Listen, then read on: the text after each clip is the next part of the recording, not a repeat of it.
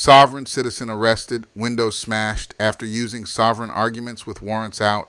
In this intense confrontation, a sovereign citizen is arrested after refusing to cooperate with police during a traffic stop. With outstanding warrants and relying on classic sovereign citizen jurisdiction arguments, the situation escalates quickly. Officers are forced to smash the car windows to gain compliance. This video showcases the real-world consequences of using sovereign citizen tactics in the face of legal obligations. Watch how the encounter unfolds as law enforcement takes action. Police officers in Coffs Harbour have smashed a woman's car window. Have a look at this. They dragged her out of the vehicle after she refused to comply with an officer's request. The woman and her male passenger argued they were not in the officer's jurisdiction and were not driving but rather travelling in the area. You guys don't even know what you're on about. I need your most senior on duty. You don't have any jurisdiction on this land. Oh, look out. You're under arrest. You're a freak. Yep. Yeah, man, I would love to just get you one-on-one.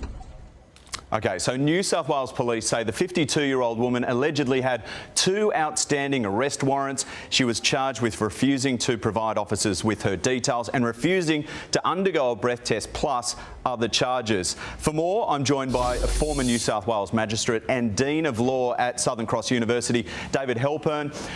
David, good morning to you. You've dealt with a lot of these kinds of people before the courts before. They're called sovereign citizens. What's their belief?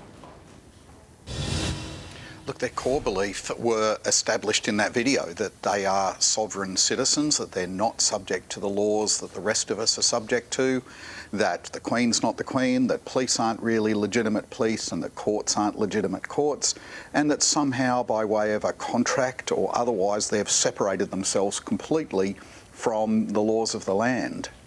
It's concerning, isn't it? It's believed the killers who shot dead 2 police officers and a civilian last month in regional Queensland frequented conspiracy websites and also had this sovereign citizen view. Do you think there's been an increase in this kind of thinking, and how dangerous can it be?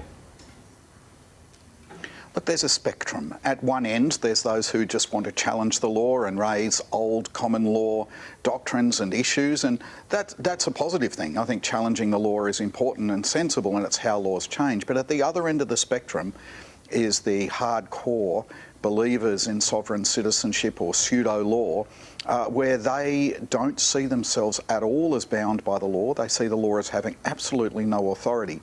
And the hard edge is a dangerous edge. The Oklahoma bomber was a straw man sovereign citizen in the United States.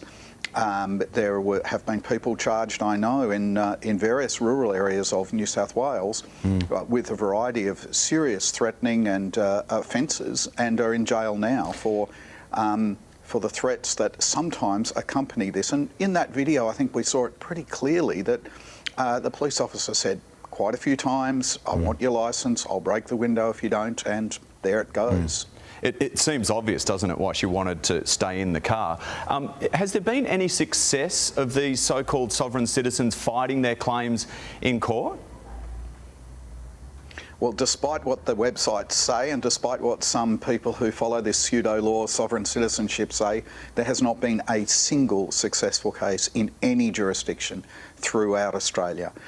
It's obvious when you think about it for a second that you can't just remove yourself from the law by some sort of putting your names in capital or declaring yourself a sovereign citizen.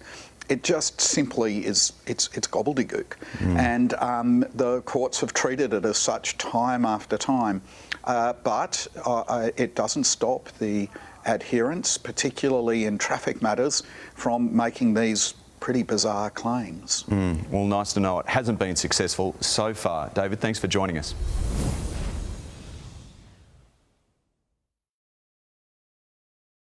Conclusion. The sovereign citizen movement has now spread to Wales, where individuals are using the same tired script and still failing to achieve their objectives. At some point, you would think they'd realize that their approach is nonsense, but they continue to cling to the sovereign citizen ideology. Despite repeated failures, they remain steadfast in their misguided beliefs, showing no signs of abandoning this flawed mindset.